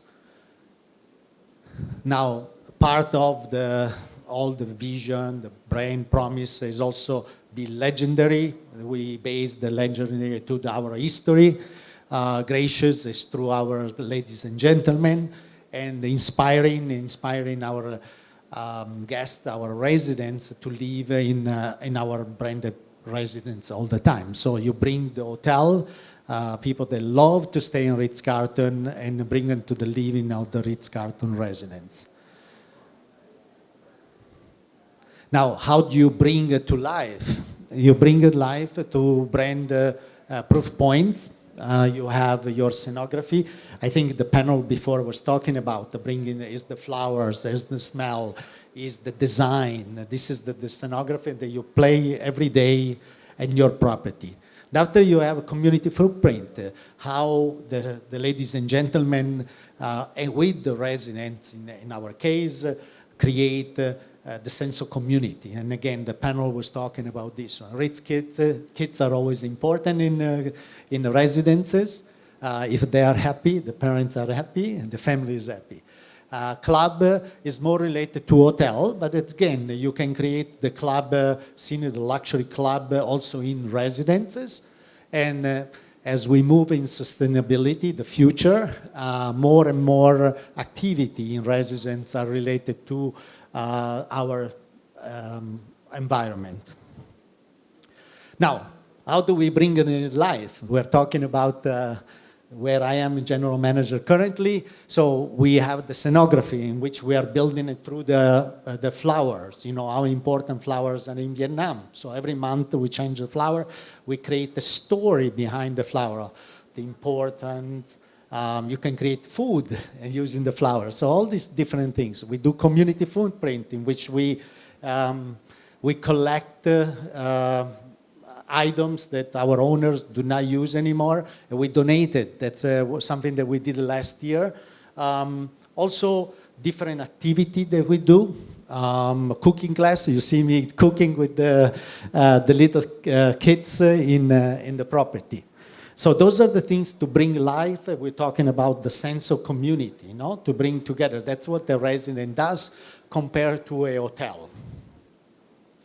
Now, we talk about, so how do we bring it together? You know, is our ladies and gentlemen, through their genuine care, you know, creating unique, memorable and personal experience, fulfilling expression, wishes and need, and building a lifetime relationship. I like to bring just a small, when we talk about wow story, this one's from last year, during Yagi, our typhoon.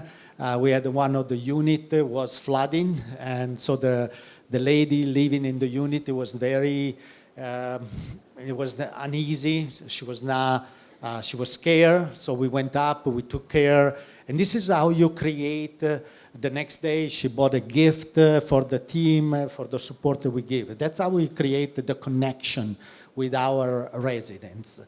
So, in a nutshell, I didn't have a lot of time to talk. I wish I had a little bit more, bring the passion. But in a nutshell, what is important about the residents, and as we were the panel was saying, is about the creating, it's not only about the design, but it's the service that we bring.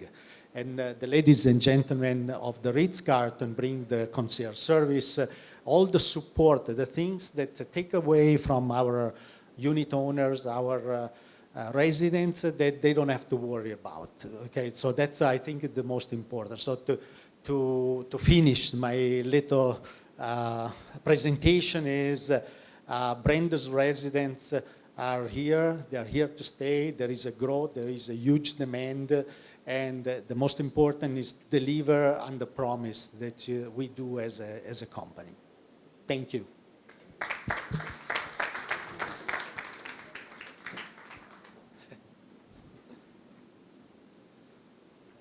10 minutes, less. Thank you, Mr. Giuliano, for your presentations. Now we are moving to the last panel of today's masterclass. Please welcome Mr. Kenneth Atkinson, founder, senior board advisor of Grant Thornton, and his panelists.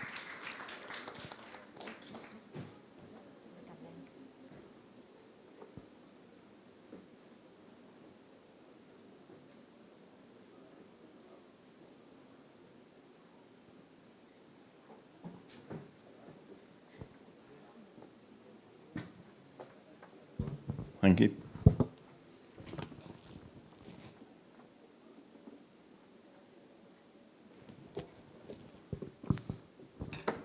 So thank you. I think my panel know who they are, so could they kindly come up on stage, please?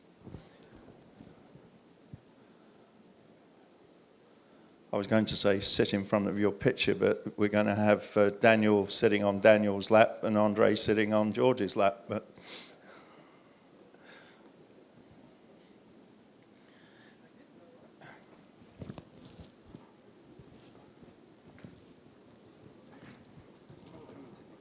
Thank you. So,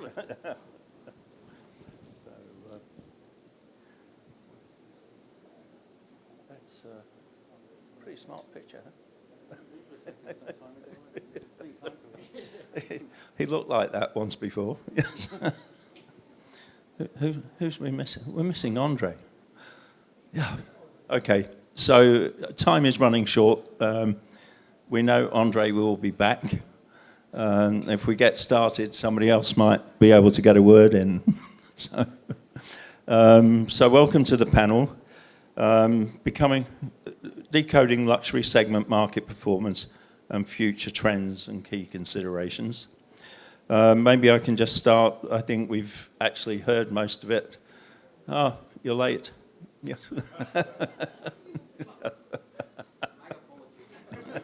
You're forgiven. But I think we pretty well heard it if you've been in the sessions today. Tourism in Vietnam is steaming ahead like no tomorrow, 22% up in the first 7-8 months of the year. The performance of the hotels is obviously improving because of that. We've got traditional inbound markets that are performing well, but we have new markets like the Indian market, which is hit 500,000 this year, so to date.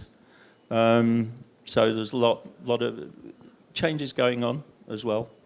So without further ado on that, I will ask the panel to maybe just introduce themselves, who you are, what you do, but keep it brief because these people are dying to get to the drinks, I know. Daniel, thanks. Good evening. My name is Daniel Kerr. I'm the General Manager here at Ascot Teho. Thank you for having us. And so for myself, I think obviously a couple of us on here are in pre-opening at the moment, but my previous role with Ascot was Director of Operations for Vietnam, Cambodia and Myanmar. So hopefully I can give a bit of insight for regionally, not just specifically for Hanoi. A wonderful good evening. When I'm not exactly late, then I'm actually working as a general manager of the Furama Ariana Tourism Complex, 3 hotels and 2 conference centers, and my name is Andre Gensch. Good afternoon. My name is George Koumodakos. I'm the general manager of the Sofitel Legend in Hanoi here, the Metropole, as it's known in the market, and great for all of you to be here today. Thank you. Hi, my name is Louis Walters and I'm the Managing Director of Sailing Club Leisure Group. We've been operating in Vietnam for just over 30 years now. We have some properties down in Phuc Ngoc, Sailing Club Signature, a beach club, and we recently, last year November, launched our new brand, Seoul Boutique Hotel. Then we have a resort in Mui Nei, we've got a beach club in Nha Trang, and we have about 4 new properties that we're working on for Ha Long Bay at the moment. We also operate the F&B outlets within the Citadines Hotel in Ha Long Bay. Very happy to be here today, and I look forward to the discussion. Right. Thanks for the short introduction, though. I'll make it shorter. Hi, everyone. My name is Daniel. I'm currently the new pre-opening general manager at the Hyatt-centric Hanoi Center, coming up in Tien Bo Plaza next year. Maybe some of you know me from my time with Intercont. I've been here actually for 12 years and worked in Saigon, Da Nang, and Hanoi for Intercont before. Okay. Short, huh? Thank you. So we're going to go through a number of questions, but please, at any time during the topic of the question, if you've got something to add or something to ask, please put up your hand and we'll try to accommodate that. So my first question is more of a general one. I mean, we've heard about the 22% increase in tourism. Most of you are in the upper end of the scale of hotel stars and comfort. So I'm wondering, and some of you are resorts and some of you are city. So it'd be interesting to know whether that 22% is actually being reflected in your occupancy and in particular in your ADR. or RevPAR, whichever you want to take. But I know that's going to be a difficult question for you. I promise I'll try not to ask you any more difficult ones. Okay, I have to say, no, it's not reflected in my occupancy, in my ADR, but that's actually a good thing. We are in the lucky position that the Furama is very, very strong, established in the local market. And as you could see today in the presentation, the local market after COVID really, really picked up. So thanks to this connection to the local market, we really outperformed the five-star market in Da Nang in the year 22, 23, 24. What we see right now is a normalization, meaning the pack gets together again. We are in a race again together with Hyatt, Pullman, Sheraton, and the likes. So for me, I had a 90% occupancy. I am on the 90% occupancy. The ADR, I cannot move up further because the others are now catching up on it and are now on par with us. I do hope for the next year that all of us together now bring it to the next level. One last thing maybe in general, in Da Nang, the 22% are not really reflected on the five-star hotels, but, and we had a good conversation about Daniel and I before, last year, for example, the 3 and the 4-star hotels were particularly suffering. So the market which goes into Da Nang now new is filling up those hotels. Thank you. Thanks. George. Actually, yeah, for the Metropole, it's very much reflected. This year, we've seen a 35% growth in our occupancy versus last year. We see particularly leisure FIT, corporate travel, particularly groups coming back. The trend of the increased occupancy, we see this most likely happening till the year end as well. Our MPI has been the highest versus our ComSat in the last 10 years, which is great. We've grown our RevPAR by 23%, which is also very healthy growth, mainly driven by, not so much by rate. Rate has been quite stable, but more by the higher occupancy levels that we are facing. Our segmentation is a little different as well. We have a lot of, we depend a lot of the long-haul FIT, the luxury FIT. That's coming from the US, Canada, and Europe. And we are having a lot of MICE business, high-end MICE business. That includes also some state visits as well. So for us, it's been an exceptional year so far. Well, I'm glad I contributed to that. I had the privilege of getting a room in February at the Sofitel, and I paid $790 for the night. Wow. Or my client had to pay $790. Then you had a very good deal, actually. Yeah. So we've seen very similar trends down in Phuc Ngoc. So one of the areas where we've been able to shift the needle is on our length of stays, especially with our villas down in Phuc Ngoc. So this has had a very positive effect on our RevPAR. And we've actually seen this at both of our hotels down in Phuc Ngoc, similar at our property in Mui Nei. So occupancy's increased, but it's that length of stay that's been driving it. So this has given us very positive results. Thank you. I mean, I cannot really add much because my hotel is closed, but maybe I can share a little bit different view from Da Nang, from my previous hotel with IHG. They have seen actually very much the same numbers that you have mentioned at the beginning, meaning a revenue increase of around 24 to 25% reflected into a 27-28% increase of RevPAR. And this is again a 4-5-star hotel. So a little bit lower than the Furama. So as Andre said, same thing, but a little bit of different input for Da Nang. Okay, so my next question is really, and I think I'm going to just target Louis, because you cover a wider geographical spread than George. And if anybody else wants to chip in, they can. But it's really around, have you seen any significant increase from any particular inbound market this year compared to, say, last year or previous years? The biggest change for us has been the Chinese market. Being back strong, still not on the pre-COVID numbers, but it's been very positive for us. So I need to add, our property down in Phuc Ngoc are 2- and 3-bedroom villas. They've all got private pools, and we've got kitchens, we've got living rooms, and we've got lounges in them, and then the bedrooms upstairs. My point here is we cater to intergenerational travel down in Phu Quoc. So the markers that has been significant for us may not be, what's significant for the rest of the panel here. So we've seen a big increase in the Chinese market. The Korean market is very strong, and then the Taiwanese and the Hong Kong markets as well. At Seoul Boutique, our other property, and we're very, very happy about this, the CIS market has been pushing this a lot as they're sort of more after a beach holiday and the whole outdoors vibe.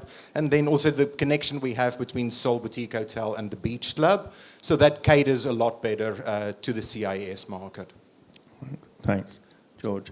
And Andre, you can for us, there's a few markets that really stand out. First of all, China. China business for us has grown by 157%. Wow. It's mainly, I think, China in general because of the improved connectivity as well, the flights coming in from China, the affinity, the cultural affinity with Vietnam, and indirectly also because of the US trade policies that have affected corporate travel. India would be second, with an 80% growth on last year, and that's growing further and more. The one that's a bit slow has been Japan. The recovery is slower than expected. But corporate business from Singapore has also grown quite steadily, and we've done a lot of work there as well. Okay, thank you. I'm not going to ask the next question that I had. I'm going to turn it around a little bit. There was a great hype last year and the end of the year before about the Indian wedding market. And it came and it went very quickly. I don't hear anything about it these days. So I know Da Nang had one or two of the big ones. Phu Quoc had one. So obviously the experience can't have been everything people were expecting. Is that a fair reflection, or what went wrong?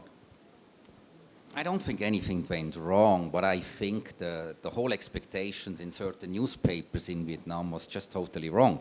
I mean, let's be very, very clear. Does an Indian wedding bring a lot of money within a short time? Yes. Does that money go to the community? No. They tend to stay in one resort, in one place for 3, 4, or 5 nights. They possibly spend $1 million in that one resort for one night, and the maximum feeling the city gets is if the single guys go out and hit the bar at 11 o'clock in the night. Because what is an Indian wedding? An Indian wedding is 3 to 4 days full program, morning, midday, afternoon, evening, night. So all this hype about the Indian weddings, it's great, it gives us some publicity, but for the public and for Vietnam, there is not much business in it. So, do we want Indian weddings? In moderation, yes. I had my good friend used to be the general manager of the JW Marriott in Phu Quoc, and they were the first ones who had a big Indian wedding before COVID. And then they got flooded with requests, and he said to me very clearly, Andre, I have limited the Indian weddings to 3 weddings per year, because I cannot position my hotel as an Indian wedding hotel, then I'm going to lose all the other markets at the same time. So, can you make money? Yes. Do you need to control that? Yes. Does Vietnam make money with it? Well, except for the taxes that one hotel has to pay, no. Well, and the staff tips. Yes, okay, fair enough. But so, then again, it remains within that stuff. Right, but so for the JW Marriott, have they had return weddings since? Is it getting 2 or 3 a year? Not in our case, but in our case it's a little bit different because, but yes, they are return weddings. Once the word spreads out, the people are coming back. Yeah, absolutely, you can theoretically position yourself as an Indian wedding hotel. Return weddings sounds something like I do, number 4. Right, something I'm not in that market, So the authorities have been promoting, if you like, high spending, high profile billionaires, giving them visa-free entry and being able to land their private aircraft. I mean, that's great, but is Vietnam really ready for that? George, I'll let you kick off with it. Yeah, I think you have a number of those coming to Vietnam, and they're actually looking for very bespoke experiences, not necessarily in luxury hotels, but they often stay in even homestays and kind of boutique hotels, a little bit away from the masses, and they just want to have, they experience the culture, they really want to experience the local Vietnamese cuisine, etc. So they not necessarily stay at the very high-end hotels. They do Hanoi, they may do Ho Chi Minh City, but they also travel around Vietnam. Right. Daniel, I'll let you say something. Do you want to pick up on that? No, I think for this, exactly, it's about the experiences that people can offer, but as well, where the challenge comes, I think, and we've seen this yesterday a little bit, that if you are looking and catering for these very high-end tourists, the expectations of being able to travel easily and not get caught with delays at airports and delays with traffic and things like this is an expectation that will need adjustment. But definitely the high-end and bespoke experiences that you touch on, the camps and lodges and these types of things, is something that there's a huge opportunity for. Right. But what do we have to do in order to sustain that market? No, I think as an industry. Within the city, I think what we have to focus on is the personalisation, indeed, the training and the development of our teams. I think there is beautiful food, beautiful experiences that people can have, but having the right people to deliver the level of service that is expected and to be alongside those. Thailand is a great example of a very mature market. We need to have the training and the people in the industry to be able to support this across our luxury hotels. Because I think everybody, and it was said in the earlier things, it's very difficult to find great people and keep them at the moment. Yeah, so, Louis, sorry. I think Vietnam is positioning itself really good for this high net worth luxury market. In Vietnam, we've got the properties, we've got the assets, ultra luxury. As we heard today, more in the pipeline, more being built. We have the aviation infrastructure in Vietnam. We have lots of airports, lots of international airports. We have ports under construction. We have marinas under construction. So yachts being able to come through. We've got 9 UNESCO sites in Vietnam. I think where the challenge is going to be for Vietnam is how to connect the dots, meaning Vietnam has soul, right? Vietnam is heart and it's got soul. And if you walk in the streets of Hanoi, Saigon, I mean, there's a certain buzz around it. The trick is going to be how do we make those experiences accessible to this high net worth sort of market? How are we going to make them luxury is easy. How are we going to make them feel like a local for a couple of nights? Eating pho with a little family on the side of the street. So I think this is where the challenge is going to be. And how do we give them access to museums, churches, etc., without the crowds? So will private viewings or private visits to museum become an option? So yeah. My 2 cents on it. Or even dinners in museums. Okay. So my next question really relates to, the development of Vietnam. It's gone very much from when I first came. Well, there weren't even many backpackers in those days, but it went from what I call a backpacker's destination now to a really more higher end market. We see opportunities for diversification of groups, for instance, golf holidays or wellness holidays or several of the other options. So my question relates to that. What opportunities do you see and in what areas for really expanding the base of our tourism to attract people? So I'll let the 2 Daniels just kick off with that because they haven't had the opportunity to say very much. So. Certainly. No, I think it was touched on before about the development plans that are coming, indeed with Sun opening their airline, with new airports coming. The connection between different destinations within the country is very key to this.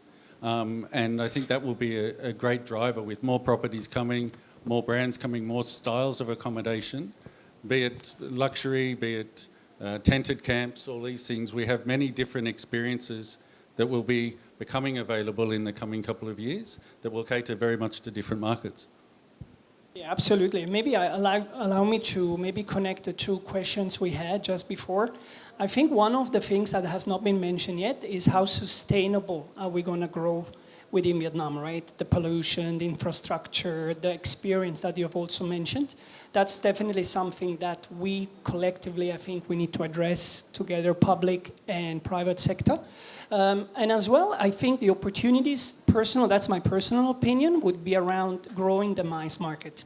Because the ecosystem is probably the larger, and Andre has touched base on the Indian wedding example, where you actually only benefit from one property in this case, but having a MICE increase, I think it will benefit, local suppliers. If you think about transportation, F&B, local restaurants, bars, I think that's where the opportunity would look like for Vietnam. My personal thanks for you for mentioning MICE, as of course we're here at Ascot Teho, where we have Hanoi's largest ballroom, and then in the coming 2 years we will have over 1,000 guest rooms and service residences coming. So I think we want to position this as a MICE destination and all of us working together, and I think there's a great growth opportunity both regionally and also globally for events to take place in Vietnam. Great. Sorry, allow me to add one more point, and that's maybe also for the crowd if anyone wants to put some input. I think what could be also a challenge for the market is because we're talking about luxury segmentation and luxury in general, how do we position together Vietnam going a little bit away from being a budgeted destination and become more a branded luxury country to be, right? If we compare with marketing strategies from Thailand that everyone knows, or Malaysia, just to talk about the neighborhood, they have done, in my opinion, a slightly better job to position the countries at a different level for the luxury segment. Yeah, but they've had budgets of $100 Correct. million plus, Absolutely. and Vietnam has no budget. Correct, and that's a challenge to then compete into these markets. Because we do have now accessibility. The visa has been mentioned, which is fantastic, much easier to get in, much more slots, much more planes coming from India, coming from the Middle East. You have all the Etihad, Emirates, Qatar Airways. This is a massive market, but you need also to promote the country. I think in terms of promoting the country, I think the secondary cities and destinations in Vietnam need a bit more attention, other than the big ones. And I think also the cultural events that take place in Vietnam across all regions need to be more promoted as well. So it's just not just Hanoi, Ho Chi Minh City, and maybe Da Nang, but across Vietnam itself. I think one thing was already mentioned this morning is about nurturing talent as well. I think the hotel schools, the culinary art schools need to be further developed, because with the influx of new hotels, we really need more Vietnamese talent to be able to cope with the increase in keys. What I'm happy with particularly Hanoi is that the culinary scene is really improving. They really needs to catch up a bit with particularly Ho Chi Minh City. That is a good sign. And what we see a lot is that travelers coming to Hanoi, they also travel to Cambodia and Laos. So it's nice to see that those three countries kind of maybe working together and promoting the three countries. And just one other thing, which I think we as hoteliers could contribute to, is that with the VAT in Vietnam, that we maybe create a body where experts from the industry come together and brainstorm on what can be done for Vietnam. I think we don't use at the moment enough the knowledge of what's around in the market. Do you want to get me going on VAT? No, it's just the Tourism Advisory Board have been trying to work with VAT for the last 12 years, and we get absolutely nowhere. We built them a great website, Travel Vietnam, which was paid for privately, and then after 2 years they insisted that they took it over, and now it's out of date. It's not got the current regulations on it. I mean, it's just gone downhill. And it could be including Vietnam Airlines as well, you know, Yeah. have travel, have the hospitality industry, and Yeah, then no. the guys that are thinking about. Well, maybe tourism we'll issues. come on to this at my last question, right? Sure. Andre's itching to say something. Oh no, I better don't start now on all the points I disagree. No, no, but food for thought. No, first of all, Walter mentioned that before. We need to put all the dots together, and that's exactly the problem we're already having now here in the panel. We're having all these fantastic ideas because Vietnam is a great country with a lot of opportunities. We're talking about MICE, we're talking later possibly about medical, we're talking about beach holiday, we're talking about luxury holiday, and. The problem in Vietnam is, you know, if somebody opens a successful coffee shop, within half a year you have 20 of the same coffee shops in the same street. And that's exactly what happens in tourism as well. I mean, first of all, we need to put our acts together and create destinations, and not making Phu Quoc another Halong Bay, and Nha Trang another Da Nang, and Quy Non another Vung Tau, and so on and so forth. But that's what we are doing, you know. Oh, you want to have luxury hotel? Oh, we have one in Vung Tau. Oh, you want to have a big condo hotel for a group of 1,500 Chinese? We have also one in Vung Tau. Oh, we have a theme park, and we have culture. Oh, and MICE we do also. And each and every of the destination does the same. What I hear again and again and again is people say, I'm going to Vietnam on holiday. I don't hear that about Thailand. People go to Pattaya, people go to Phuket, people go to Chiang Mai, people go to Bangkok, because they have started to build their own reputation and their own destination. The other thing is with our copy-paste system, I mean, just look at Halong Bay. It looks the same. Sun Group Village in Halong Bay looks the same like the Sun Group Village under construction in Da Nang, the same like in Phu Quoc. Absolutely amazing diversification, right? Sorry, we asked the question. Oh, I shouldn't have mentioned the company. Can we cut that out of the video, please? No, but what I'm trying to say is,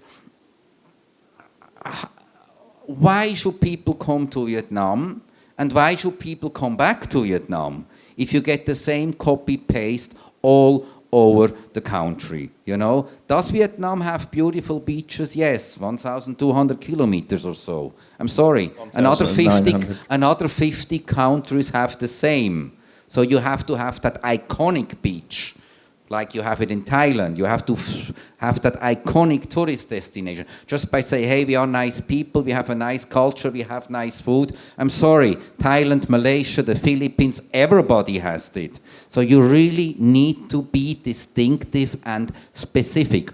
And then you got to drill into that. Luxury tourism, no, we are not there. Yes, you are there, you can handle that. But luxury tourism in Vietnam is nowhere, because like what you mentioned before, the people don't know what luxury is in Vietnam. Luxury is washed down. A Muang Tan hotel is a luxury hotel. Yeah, great. Get an international tourism stay at the Muang Tan hotel and he never comes back to Vietnam because he said it was a scam. Okay, I think we got the point. I'm conscious of time and drinks, and I need one, but no. But so on that point, I was going to just ask. I mean, Thailand. When I first started going there in 1977, it wasn't specific destinations. It was Thailand, because the specific destinations that we know today weren't really on the map. But I take your point. But having said that, I mean, our team went to Futuoso recently in Las Vegas, and there was some data shared as well on the top 10 destinations in Asia now, where Americans want to travel to. Japan is number one by far, but actually number two is Vietnam, overtaken Thailand as the new destination to go to. So the demand is there. It just needs to be further developed. Yeah, no, I agree with that. But on the diversification, I mean, Thailand became very, very popular in the 90s and the 2000s for medical tourism, right? Because they have fantastic hospitals that were operated like five-star hotels. And, I mean, is Vietnam ready for that? I mean, they have some good doctors, some good nurses.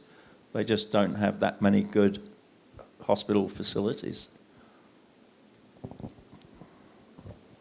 I think for Vietnam, I don't think Vietnam should see sort of medical tourism and copy and paste it from Thailand and apply exactly what Thailand did back here in Vietnam.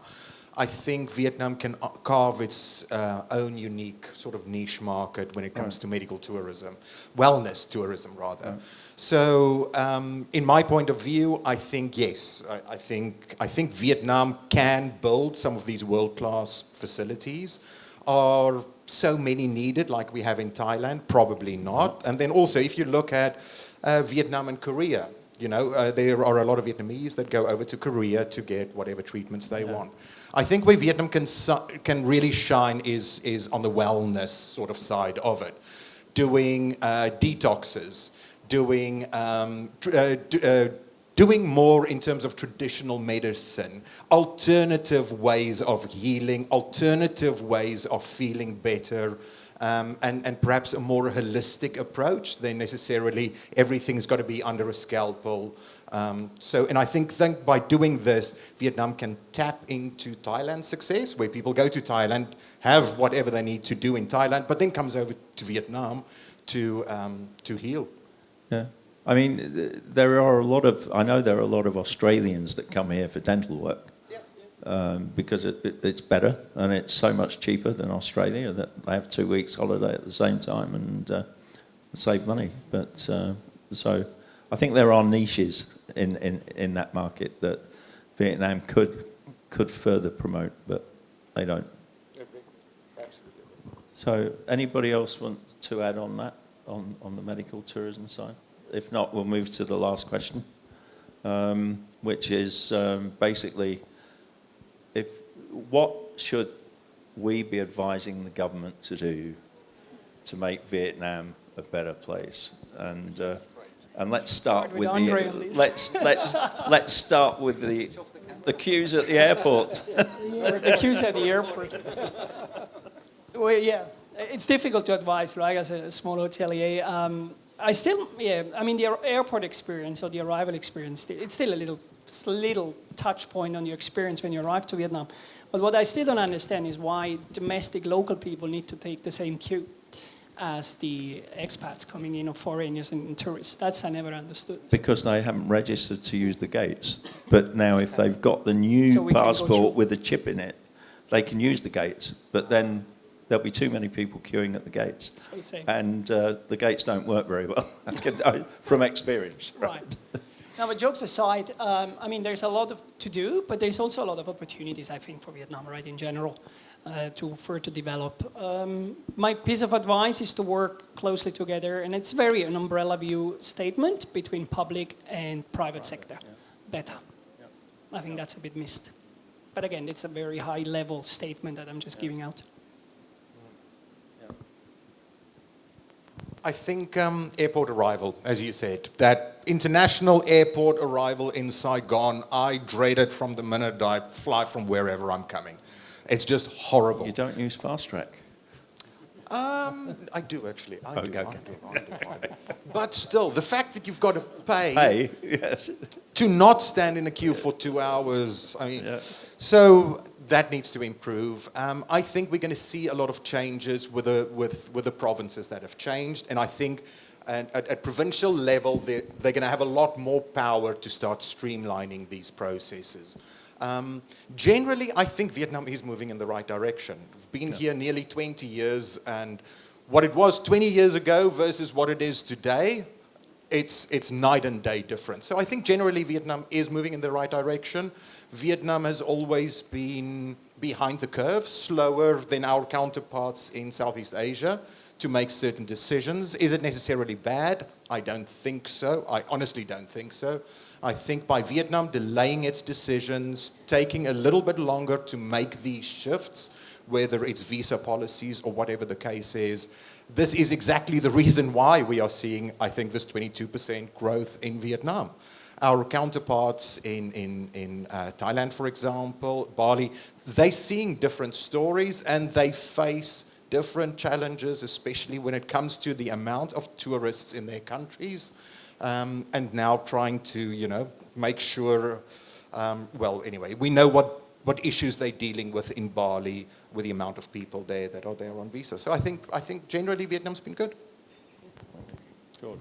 Yeah, I think Vietnam, we go back a little bit to VAT again, that they really have to define for themselves what Vietnam is about in terms of the experiences. You know, Vietnam has got so much to offer, but we also need to maybe move away from the perception that Vietnam is a relatively cheap country to do backpacking, and really once you determined the position of Vietnam in the international market, on how you're going to approach that and market that outside of Vietnam as a coordinated approach to stimulate tourism coming into Vietnam, because it's becoming more and more popular, and I think it's important to get on that wave and try to develop it further. So the government needs to allocate some funding. That's right, some serious funding, go to all the travel shows, do some good marketing on television or whatever channel you want to use, and really go for it, basically. I think that would be my advice. Okay.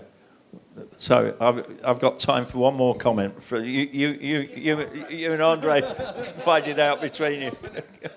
No, you won't finish in 1 minute. No, just very short. Three things I always hear. One is what you mentioned, airport arrival. Two things is we all know, but it's still not solved, and it's the trash, number one, and the honking on the street. I'm stating it. The what on the street? The honking on the street. That's what I hear all the time from tourists. The tourists are so annoyed for years and years and years about the way the traffic is being handled and the trash. And it is a reason why tourists are not coming back. And my question to the government is, can we not do something like China did 20 years ago before the Olympic Games? Spend a few $1 million in a public campaign. Because as simple as a public campaign, keep the country clean, try to be a bit more international with the traffic rules. I'm not saying it's right or wrong, it's the Vietnamese way of driving. That's it. You'll never shut down all the factories for 2 weeks to clear the pollution. My minute is gone. Well, you took about 58 seconds, so I'll be very quick. I think the public and private partnership to drive forward. You see other countries are very strong at these things, and I think this is where there's a good opportunity quickly. So, okay.